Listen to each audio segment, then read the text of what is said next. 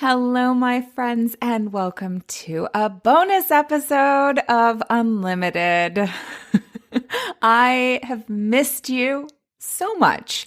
I really enjoy doing this podcast, and I didn't realize how much until I took a break from it.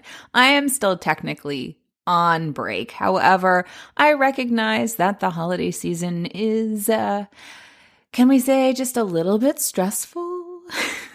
And it's a weird time. We're in this odd place of kind of being mostly maybe through the pandemic, but are things creeping up, or like, what are we doing? Back to normal? I don't know. It's a lot. It's very confusing. So I know that we also have a lot of family dynamics that come up during the holidays. And last year, I can't believe it was last year, but last year I did an episode all about setting holiday boundaries. So if families and boundaries and stuff is something that you find coming up, that you would like to kind of understand, well, how do I do this? How do I engage this boundary stuff in this season in particular, but also in general? I mean, it applies at all times. Then definitely take a listen to that episode, and hopefully it will be supportive for you.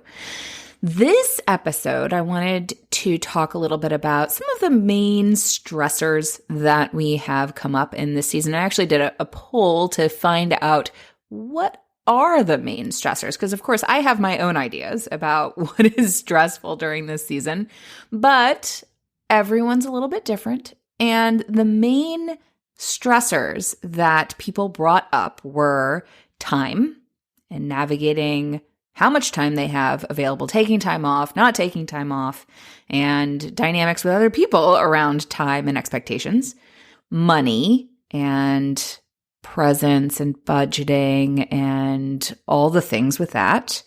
People, of course, that plays into, well, both of the other ones, and then weather and travel. So all of those are kind of intersecting triggers. They play with each other quite a bit, not in ways that we always like. And so I thought, all right, well, let's talk about that. What are some tools? Let me give you some tangible tools to engage so that you can support your discernment processing, how you handle those things, and feel like you are making decisions and showing up in a way that's aligned with the person that you want to be versus just reacting to the dynamics around you. And hopefully that way you can really enjoy your holiday season, which, like with the weather and such can be a little hard because a lot of people struggle with the seasonal change, the time shift. All of those things have impact on our level of stress and our level of energy and everything. So in this episode, we will be talking about 7 tools that you can tap into to navigate some of these stressors that often actually are present in the rest of the year, life during the rest of the year, but tend to stand out a fair amount during the holidays. So without further ado, let's get started.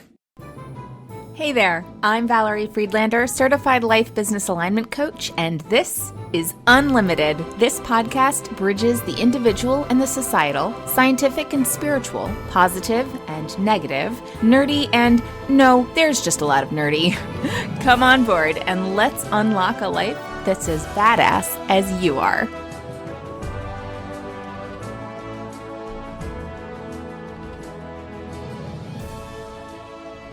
So my family right now is in the middle of a move.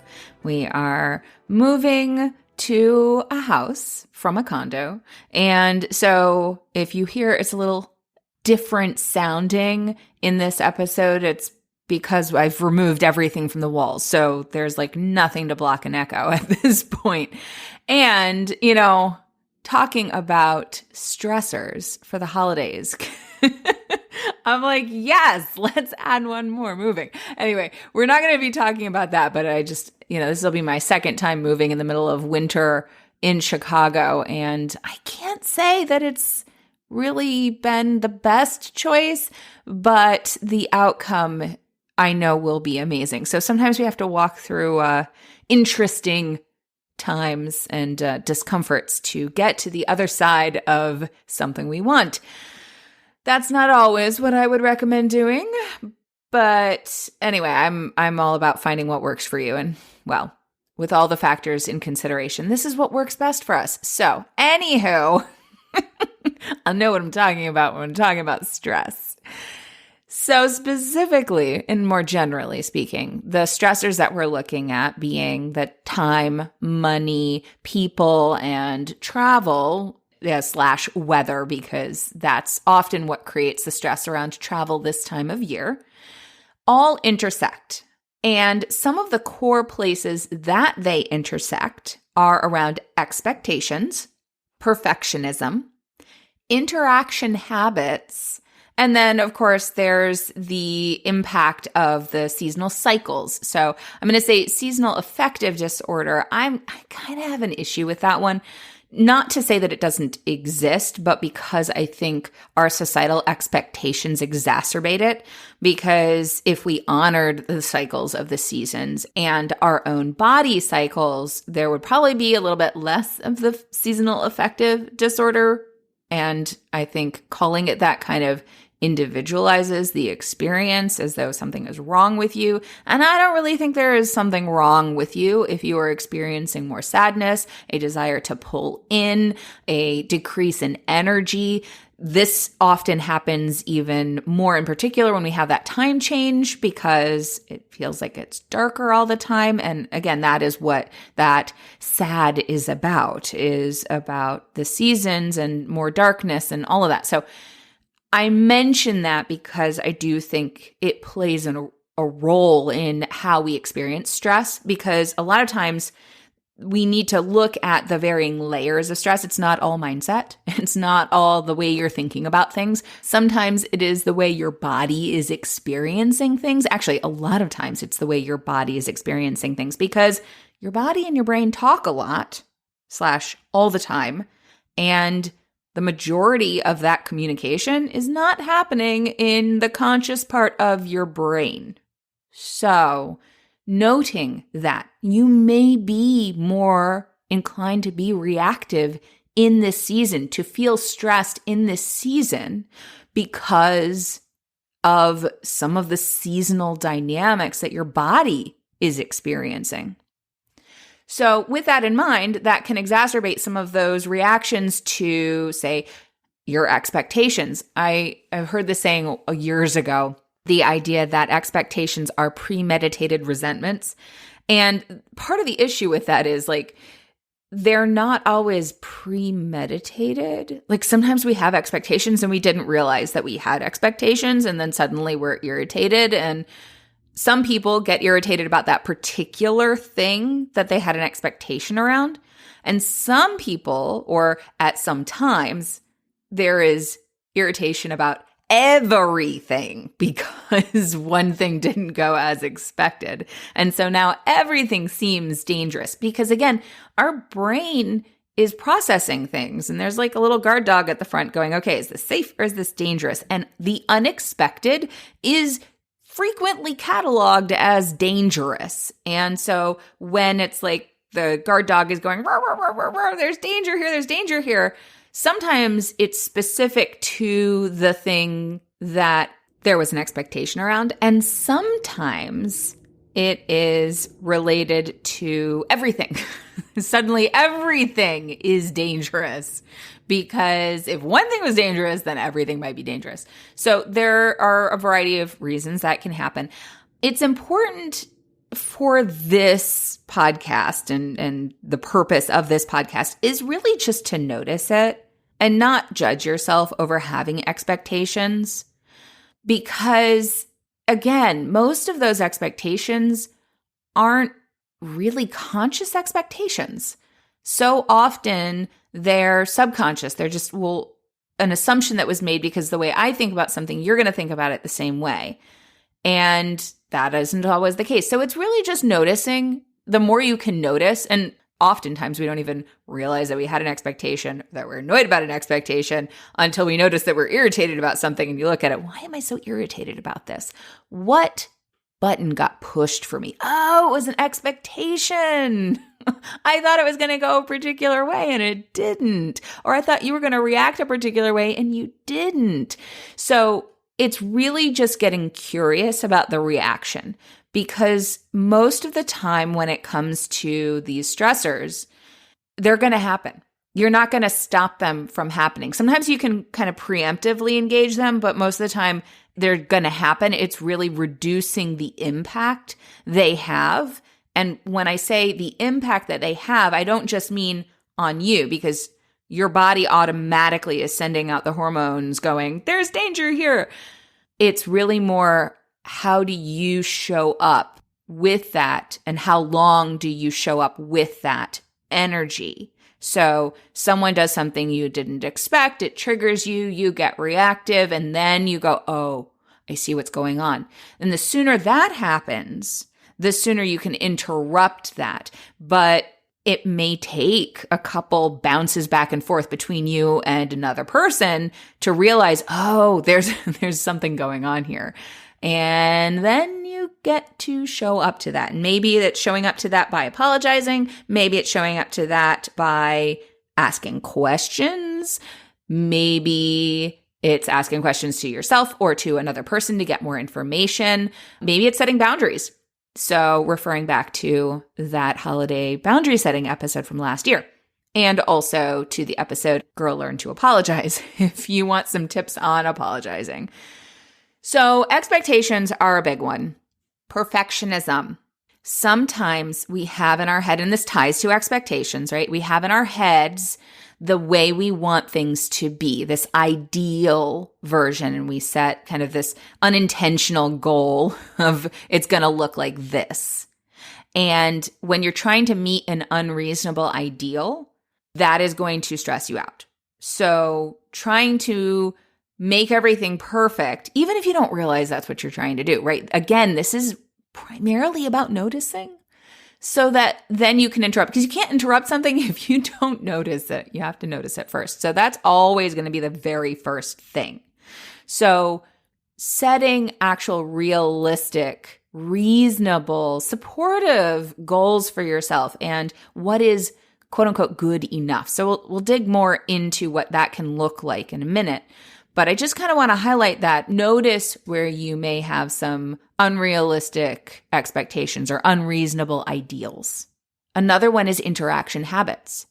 There may be some habitual interactions, specifically with family members, but even maybe a sales representative, that when you go shopping, or certain expectations that people are going to behave a certain way because of the way they've behaved in the past or the way you've behaved in the past. So we sometimes get caught in these cycles of assuming based on past interactions and then showing up with a defensive energy, expecting to be attacked, and then no attack happens, but because you showed up with that defensive energy, the other person picked up on that, they felt attacked, and then they responded in kind. And so then we have this back and forth. So that is not to say that there aren't people who you do need to be more protective of yourself with, right? There are plenty of family members who maybe aren't the safest people, who are people that where you need to have stronger boundaries around. So that's not to say that like you should just put yourself out there and assume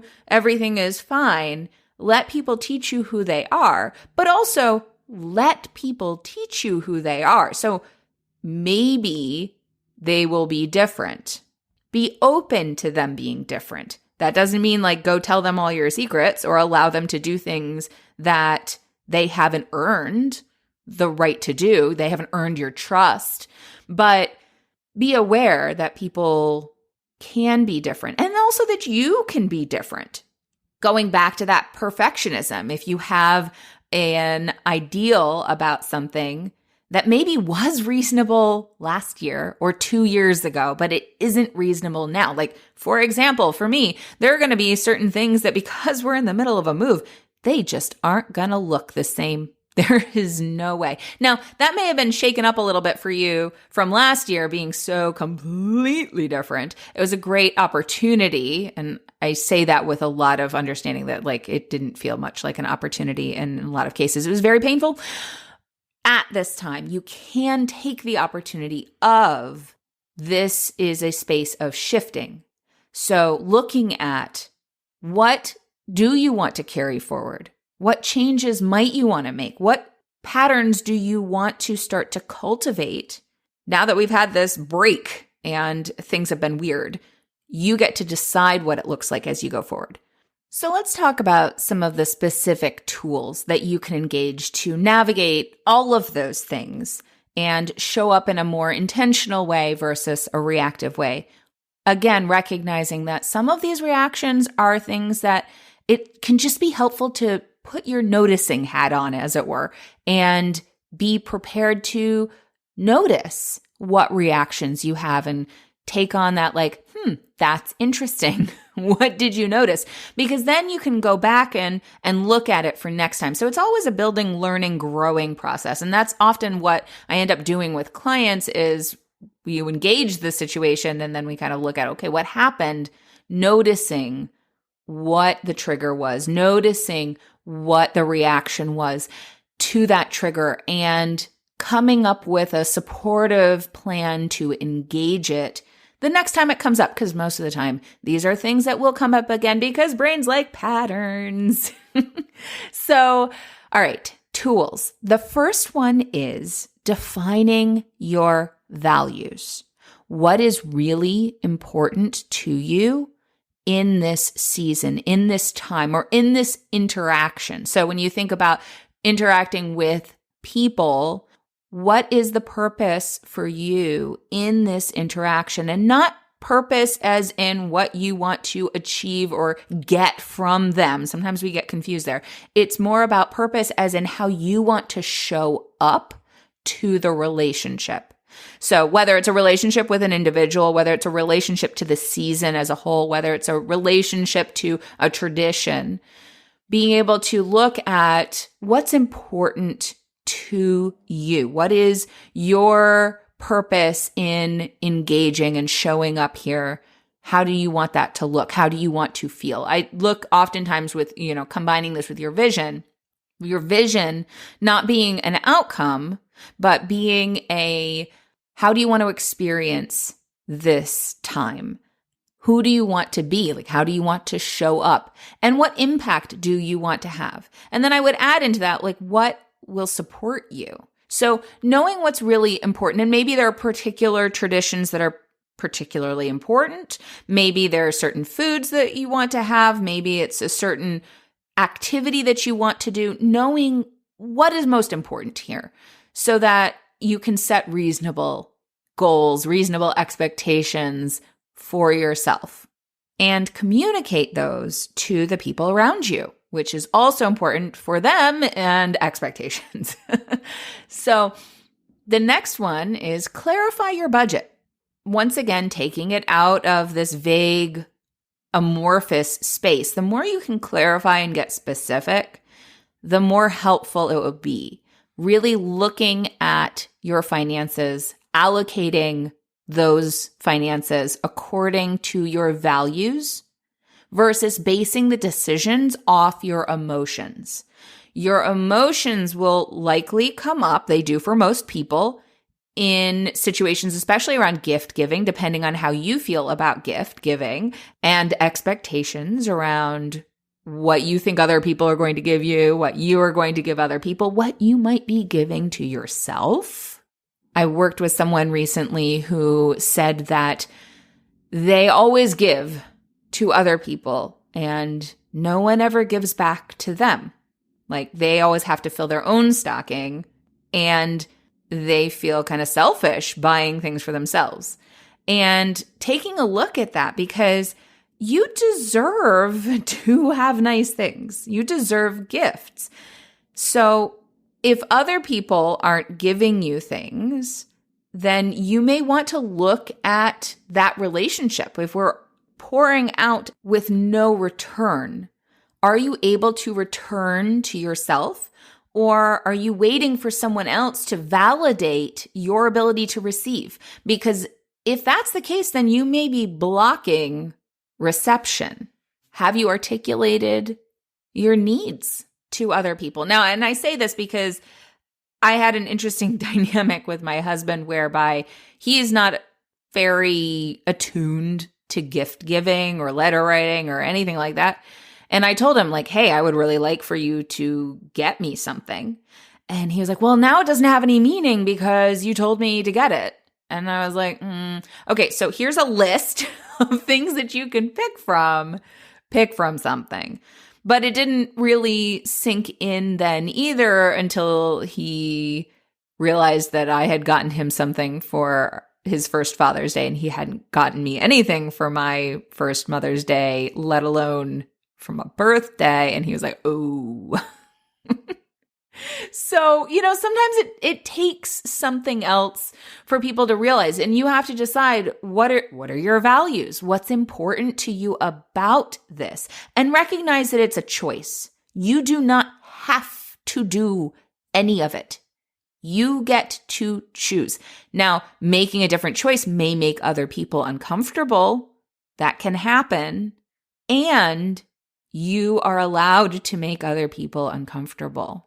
I know that's hard for a lot of people. I know that's been very hard for me to be like, you're allowed to not like the choice that I'm making. It is still my choice, and I am still allowed to make it. So that can be very difficult. That can be very, very difficult. So I just want to let you know that it is okay if you need to set a boundary and do something for you, or not do something you are used to doing or other people are used to you doing, because it is necessary to protect your own energy and to be able to show up the way that you want to show up. Because maybe the way you've been showing up is by overhelping and then being a grumpy pants all the time, right? If that's the case, then maybe you pull back on the overhelping and just help. And then you can let go of the grumpy pants all the time. And that may make some people uncomfortable at first. They may have gotten to a point where they expect you to do more things than you are willing to do. So some of that takes you also being able to let them be uncomfortable, and also yourself be uncomfortable. I talk a lot more about this in the episode on setting boundaries. So if this is resonating, make sure you go check that out. But it is a process. It is a big process. So defining things, clarifying things. A lot of times people prefer to avoid looking at the money because it's so uncomfortable. And because when you look at it, you know that you may see, or you may be afraid that you may see that you're not able to do as much as you wanted to do. But it's possible you'll see that you can do more and feel better about it. So rather than having your emotional charge define how you show up with this and define how much you spend so that you're not spending in alignment, when you engage it consciously with your values in the forefront, then you can show up to making choices in a more conscious way. The same thing goes with time. Allocating your time based on your values and set expectations with other people. So set those, this is when I'm going to be available, this is when I'm not going to be available, rather than trying to sneak time. I am a chronic time sneaker. Just to be honest here, I have a tendency, there's a little window of time. I didn't want to take away from everybody else. So everybody seems to be doing something. I'm going to go sneak some time to do this thing that I want to do. And then because I didn't set a clear expectation, everybody suddenly is like, wait, where did Valerie go? Because she's not just around and available. And now they're annoyed, or they decided to do something and I wasn't available because I went to go sneak this thing and get it done. I've done this a lot. And as someone who has done it a lot and is working to shift that habit, it really is very important to be able to decide like what time you're spending doing what. And again, not everybody's going to be happy with it. Some people may find it uncomfortable, that may not fit their values for the season, and that's okay. The more clearly you set those expectations, the more you give them the opportunity to choose how they're going to show up or to acclimate to those choices. They may not. Again, it is also about being able to let them have their feelings and having your own feelings. Clear communication. That's the next one. And I've kind of engaged that with all of these. The more clearly you're communicating with yourself about what's important, about your values, about your budget, about how much time you actually have, because that's the other piece of time. Sometimes we overestimate how much time we have or underestimate how much time we have, and that needs to shift. So the more clearly you're engaging and communicating with yourself, being honest with yourself, the more you're able to communicate with other people and have a conversation. Because you may find that they have an idea that would be a different way of engaging that would still be supportive. But if you're not communicating, then you don't have the opportunity, and they don't have the opportunity to come up with a solution that supports everybody. Now, this isn't going to work with everybody because not everybody is able to engage at that level. So again, sometimes it's you doing your part and letting go of the rest. So yeah, I know that it's not comfortable, but it is part of it. So stating what your needs are, and I say stating, it might actually be putting it in writing because not everybody processes the same. So if you have a tendency to say it, but it doesn't feel like it's being heard, you could also write it and it may still not be heard, but you tried, you put it in writing. You can also ask people, you did not hear me when I set this expectation, it seems. How can I communicate this in a way that you will hear? And give people an opportunity to help find a solution. The next one is don't take things personally. And I say this because no one can push a button that you don't have. So what they say is about them. What you hear is about you, and vice versa. I'm going to say it again. No one can push a button you don't have. That is not to say that someone pushing a button means that, it's just in your head and you just need to let them do their thing. No, you may need to set a boundary. The buttons help you discern that. So recognizing that if something is bothering you, it's something that you get to look at and make decisions around. It's not just something happening to you. It is something that you get to make choices with and engage. I just had a call with a client who was having some dynamics with her spouse where they were not seeing eye to eye on a situation. And I asked about the opportunities in that. And she told me about all the ways and places where they don't see eye to eye and it's actually been beneficial and valuable. And so I was like, so it's really the places where you already have buttons that it's problematic, huh? And she's like, oh my gosh, it is.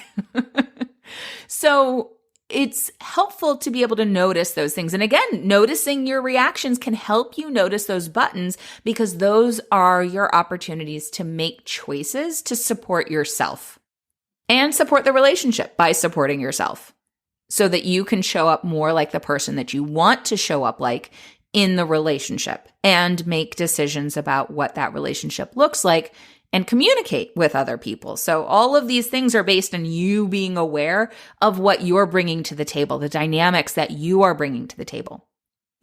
The next one is assume good intent. That is not to say that you should allow people to do whatever because, they meant well. That is not what we're saying here. What we are saying here is if you put on rose-colored glasses and take a look at the situation, what might look differently? So it's about giving yourself space to look through a different lens and see if there's anything to see that is different. So if you consider, well, maybe someone was communicating a love language in a different way, like maybe they have a different love language. I like looking at love languages, though I really need to do an episode all on love languages because I take a slightly different approach than like, this is your main love language. I think they fluctuate. But noticing how you're communicating affection may not be how someone receives it, and vice versa. So when you put on those rose-colored glasses and you assume good intent, you may actually be able to ask them, okay, you did this thing or you said this thing. You probably meant well. What did you mean by that? Instead of just automatically getting defensive.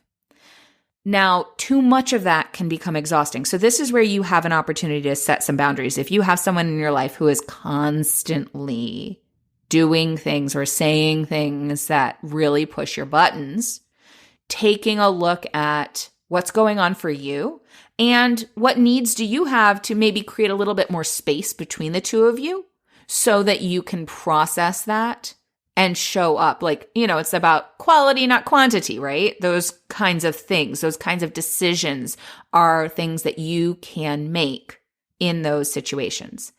Also, assume good intent is based in where you focus. So are you focusing on the frustrations or are you focusing on the things that are important to you? So I want less stress versus I want to enjoy my time. Right? There's a slightly different focus because if you're focused on, I want less stress, you're looking for all the places that you have stress to reduce them versus I want to enjoy my time. What maximizes your enjoyment and how do you expand that? So there are certain things that are focus based. The next one is have a plan to support yourself. So going back to if you're constantly having your buttons pushed and you know that certain people tend to phrase things in a way that really rubs you the wrong way or whatever, have a way out of those conversations. If you know that you tend to have tense dynamics with someone and that's not just going to change overnight, even being aware of it, have a way to essentially like give yourself a timeout, have a way to take a break, take space. One of my favorites is I got to go use the bathroom. Like, who's going to argue with that, right? I got to go use the bathroom right now. I will come back to that conversation. I have a whole list of suggested ways that you can engage in a relationship to like diffuse the situation or give yourself a break or whatever. So I will make sure that those are available. And actually, a little side note here, I am working on a whole resources page where you can get all the things in one place, easy to download and access. I'm not just moving physically, I'm also moving in digital ways as well. So there are some exciting things coming with that. So definitely keep your eye open. If you are not following me on social, primarily Instagram, or if you're not on my email list, then maybe do that or keep your ear open for the next podcast. And I'm sure I will have information for you then. But yeah, some really cool things coming that way. But that particular list I will make sure is linked in the show notes. If you haven't checked out my stress release episode, Understanding Your Stress Language, which is episode 3, that one also has some great tools around processing stress. So when you notice yourself triggered, you can have your way out and go process your stress in the way that fits you best, and then come back to the situation to engage in a way that is supportive instead of just reactive. Identify your physical, mental, emotional, and spiritual needs. So when you're thinking about supporting yourself, think holistically. When you're looking at your values and what's really important, what's going to support you showing up in that way. So going back to like the weather stuff, maybe having some extra vitamin D, maybe getting some exercise or having certain times where you exercise, that gives you an automatic out. So if you're like, I am always going to go for a run first thing in the morning, set my day, or maybe it's after meals when I know that things can get a little tense for me because everybody is like full and sitting around or whatever. Maybe that's a time that's important to you to be around. So knowing that value, maybe it's like right after that time, before bed or before the dinner time, whatever, like it can be a way of not only improving endorphins in your system, but also giving yourself some space to process or make a phone call to someone who is a support person for you. If there's something that you want to process that has come up for you, if you have that space automatically communicated and an expectation set, both for yourself and the people that you're going to be with, that you will take that time, then you know that you always have that time available. Speaking of emotional support and someone that you can call, have an emotional support buddy. Have a friend on call, like maybe you tag team of like, hey, if you need anything, just call me and I will be here for you. And same for another person. It could be your spouse. It might not be. Sometimes our spouses are the people that rub us the wrong way during the holidays. So it's generally good to have like a friend or someone who will just listen to you and allow you to process and support you engaging the way that you want to engage and showing up. If your stress release response tends to be more venting, it can be just someone who will listen. And you could even set a time like, all right, if you call, I will make sure that I'm available for 10 minutes to just have a vent session, and vice versa. So something along those lines. Another option would be to have podcasts to listen to, meditations to listen to, or affirmations. So if you have if you have like an affirmation book or something that can support you when you're like, hey, I need to go use the bathroom, then you go and you read your little affirmations, or you put your headphones on because you have something downloaded onto your phone to listen to help you kind of recenter, ground in the present moment, be where you are instead of in whatever trigger or whatever button it is. Maybe it's a little journal where you write down some notes to be like, I experienced this in my body. I feel the tension in this part of my body, to come back to later. Right? Maybe it's not something you're ready to engage now. Maybe it's something to come back to later. But that way you have some sort of way to show up and support yourself. And you have a plan that meets you and supports you wherever you're at, knowing some of the things that you may encounter and the way you prefer to process. So those are the 7 tools. Define your values, clarify your budget, allocate your time based on those values and set reasonable expectations for your time. Clearly communicate with yourself and with the people around you. Don't take things personally. What they say is not about you. It is about their processing. How you hear it is about you. Taking that in. So like if you have a button, that's your button. Hear what people say in the tangible, right? And what their needs are. And what your needs are. Assume good intent. That doesn't mean don't set boundaries. You still need to set boundaries, but where you focus is important. Have a plan to support yourself on a holistic level. So physical, mental, emotional, spiritual needs. Know what will support you showing up the way you want to show up to the things that are important to you about this season, this situation, these people. Now, if this is something that is a big deal for you, you've got a lot of stuff, because this was very vague. And I say vague, it's very general, I should say.